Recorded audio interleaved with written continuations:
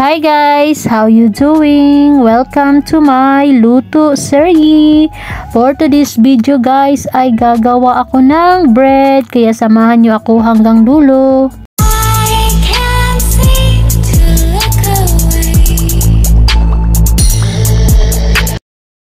Ang tinapay na to ay tinatawag na brioche o brioche. I don't know how to pronounce it. Basta brioche.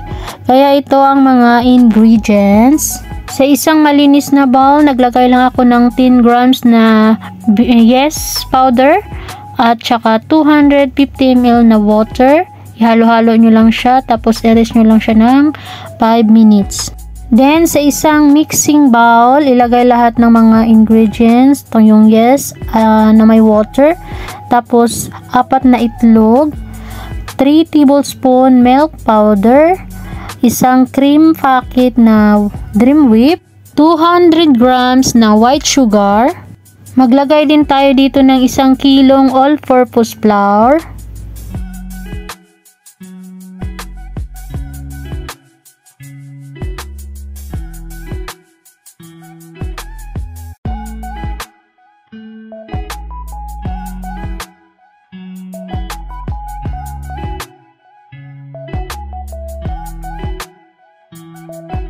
Isunod natin ang 3 grams ng salt, 50 grams ng baking powder,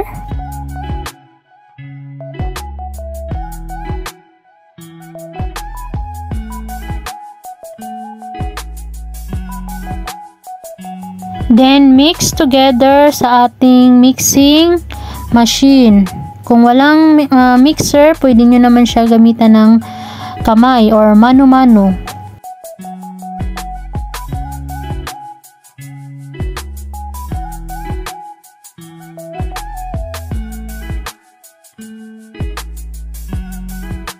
Then, ilagay na natin ang 200 grams na butter. Paunti-unti lang sa paglagay para ma-mix ng maayos.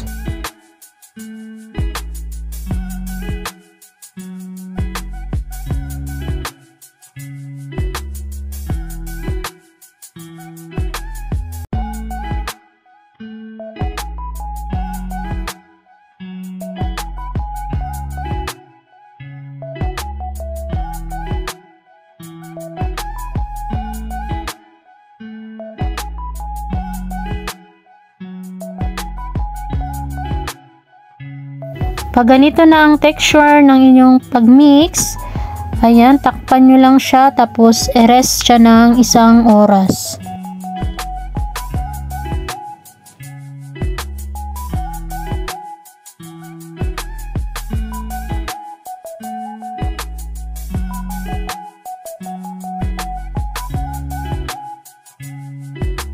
One hour later. Makalipas ang 1 oras, ayan, tumubo ng ating dough. Tapos, pisilin lang natin siya sa may gitna para lumabas yung hangin. Tapos, hatiin natin sa 4 na piraso.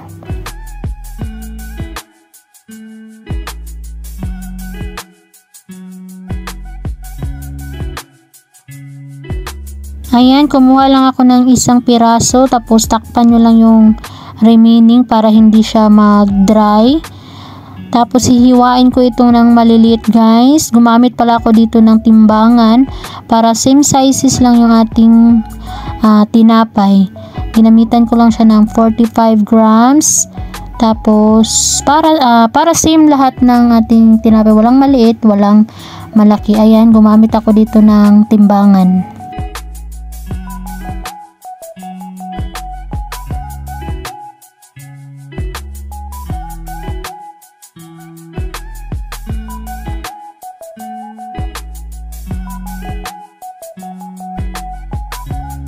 After matimbang lahat guys, ayan, kuha lang kayo ng isa, i-roll nyo lang siya ng pahaba, parang ano, ayan, i-roll nyo lang siya, parang gumagawa lang tayo dito ng ensaymada guys.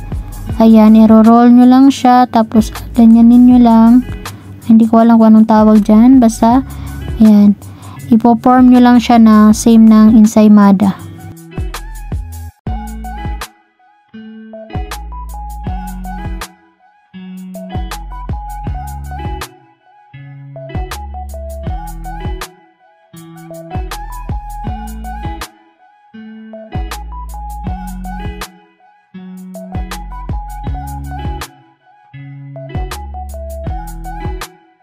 Ayan, na-form ko na lahat. Tapos sa isang bowl guys, kumuha lang kayo ng egg yolk.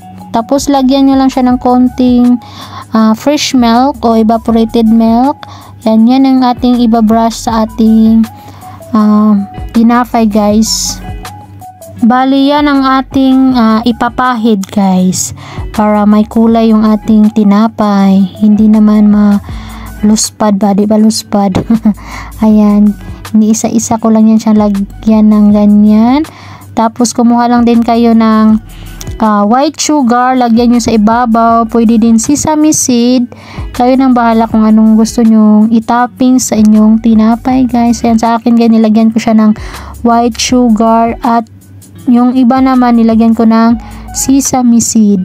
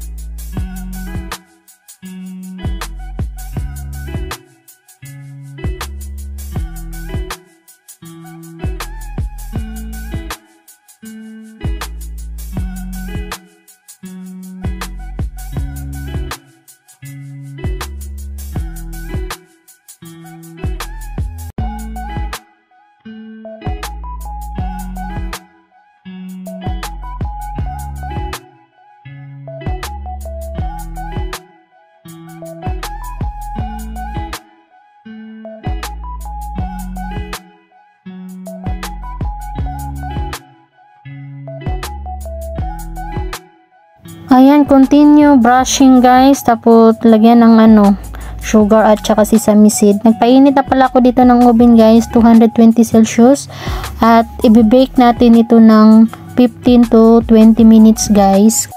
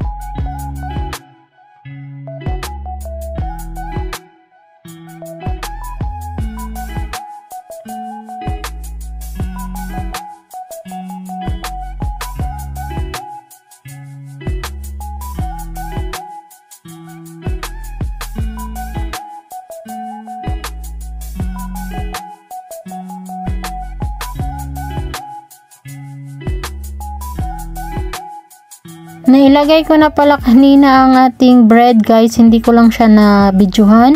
Ayan, nasa loob na siya. Baliktarin nyo lang siya after 15 minutes kung hindi pa siya masyadong luto. Tapos ibalik nyo lang ng 5 minutes. Then, ayan, after nyan, luto na siya. Maglagay pala tayo dito ng syrup guys sa ibabaw ng ating tinapay. Madali lang gumawa ng syrup. Sa isang bowl lang guys, sa isang pot. Maglagay lang ng sugar at saka kunting tubig at lemon. Lulutuin nyo lang siya hanggang sa lumapot ito at maging syrup guys. Ito yung ilalagay nating topping sa ibabaw. Tapos mas maganda kung ilagay nyo siya kung mainit-init pa yung ating tinapay para mag-thick yung syrup guys sa ibabaw. Ayan, ganyan lang guys. Brush nyo lang siya lahat.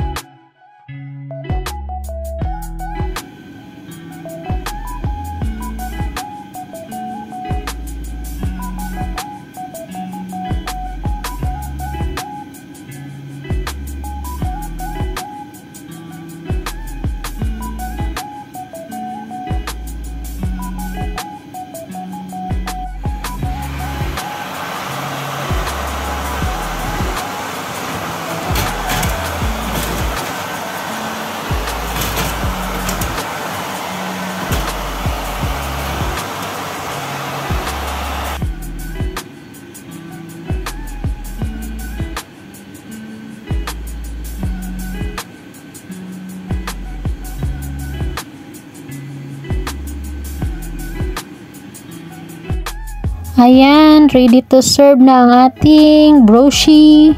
Broche. Hindi ko alam kung ano yung pronunciation, guys. Basta, yan yung pangalan. Ayan, ready to serve and eat, guys. Sana ay may natutunan kayo for today's video, guys. Gawin nyo rin ito sa inyong mga bahay para pang merienda or ibebenta nyo ba siya. Ayan, thank you for watching, guys, my video. See you in my next vlog. Bye! God bless, guys. And don't forget to like, share, and subscribe to my YouTube channel, guys. God bless our channel. Bye!